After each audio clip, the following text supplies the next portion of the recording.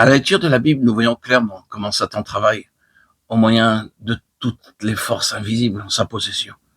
Il ne faut pas s'étonner s'il s'efforce de faire douter les hommes de l'inspiration des Écritures et s'il fait tout ce qu'il peut pour empêcher les hommes de les lire et d'avoir les yeux ouverts quant à son existence et à ses tactiques. Vous découvrirez que le prince de cette confédération qui s'oppose à Dieu est celui qui se promène sur la terre.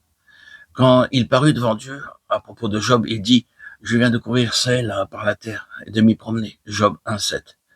Dans Daniel chapitre 10, nous voyons que certains anges déchus ont apparemment la charge spéciale de certaines contrées.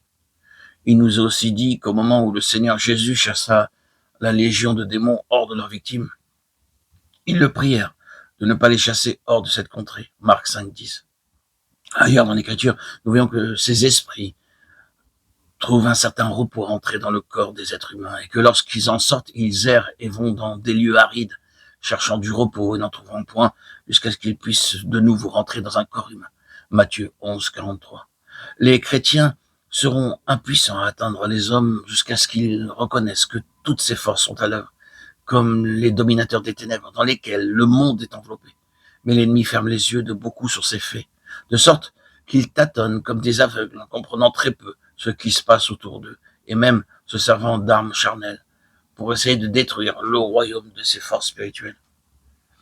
Ces forces sont autour de nous, dans l'air, retenant les êtres humains sous leur puissance, sous la direction et le contrôle de leur chef et prince, qui est appelé le trompeur de toute la terre habitable.